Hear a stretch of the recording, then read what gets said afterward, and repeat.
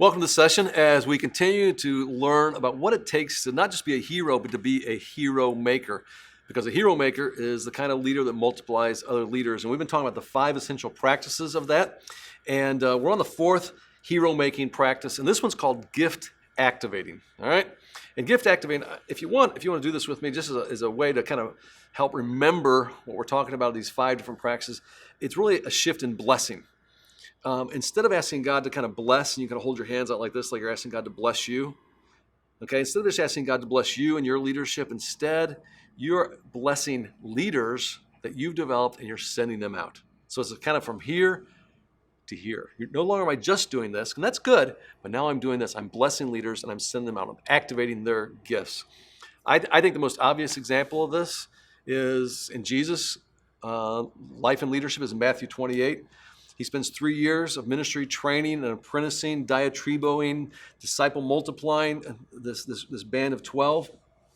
And now he's going to turn the movement over to them, to his closest followers. And he essentially tells them, says, I have all authority, and now I'm going to use it through you as you go.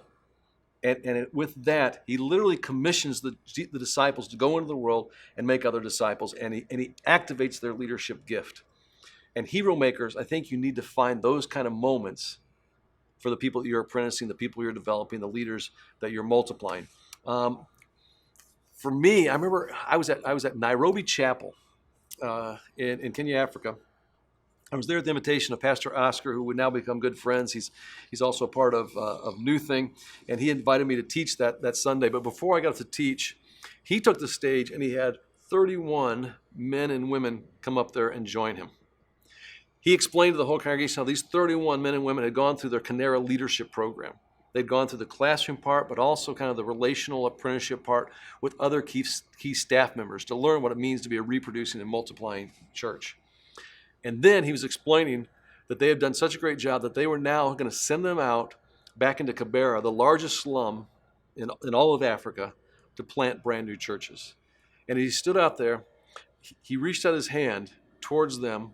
It was like the sign of blessing towards them, and then began to pray and ask the congregation to pray with them as they commissioned them then to go and start these 31 churches. I'd never been a part of something like that where you saw 31 church planters commissioned all in one day. And when he got done praying, it was just like the whole church just kind of sang out their approval on this thing. It was remarkable. Another place that does a great job with this is the Underground in Tampa. And one of the things that they do at the Underground in Tampa is they just ask this simple question. And the question is this: what would you do if you were not afraid? It's a great question. I mean, ask yourself that.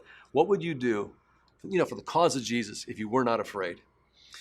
And they take people's answers to that question and they build a community around them to reach people who are not encountering the gospel. And over the last 10 years, they've given birth to, I think, north of 175 micro churches, many of them starting their own not-for-profit. Now, a little different than what Pastor Oscar does, where he commissions them when he sends them out at the beginning. They wait a year for them to see if it gets traction, their proven faithfulness. And after a year, then they come back, and as a whole community, then they lay hands on them, and they bless them, and they send them out.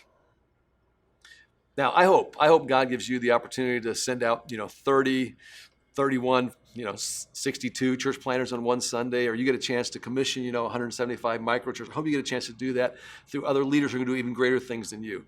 But I think a key moment is this gift activation moment. And it really is, and the simple tool I would give you is what I call commissioning.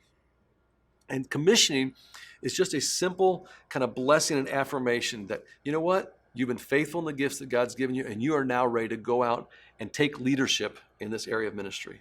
And the 2 components to commissioning are simply this. One is laying hands on them as a sign of affirmation.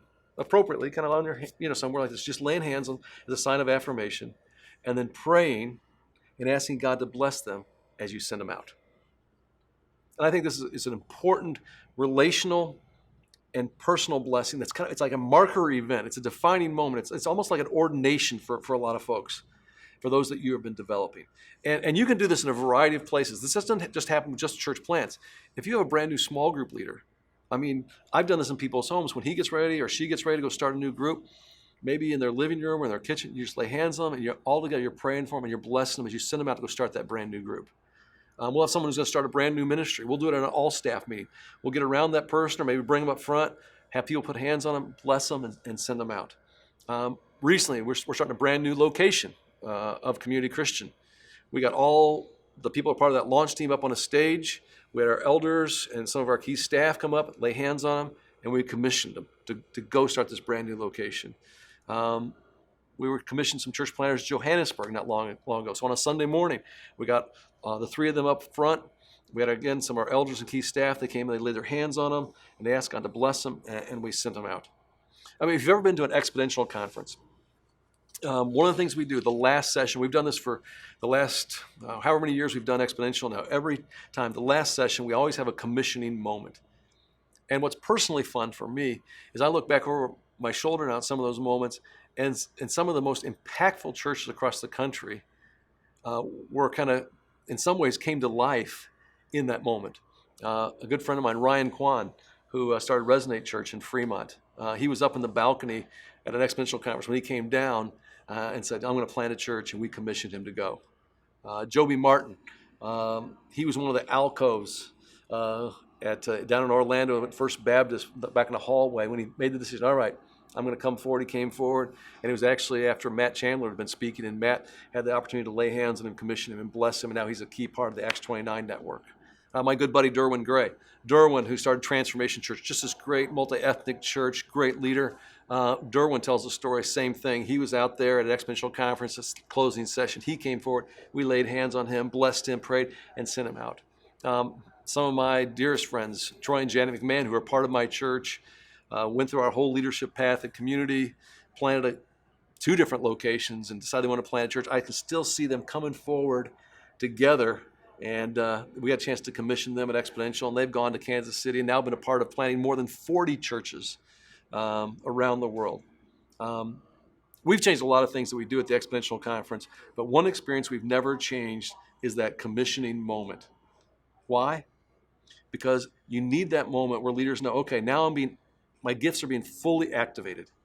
And I'm telling you, if you want to be a hero maker, yeah, it starts with multiplication thinking, and then there's also permission giving and disciple multiplying, but then comes that moment of gift activating. That's what hero makers do. All right, thanks.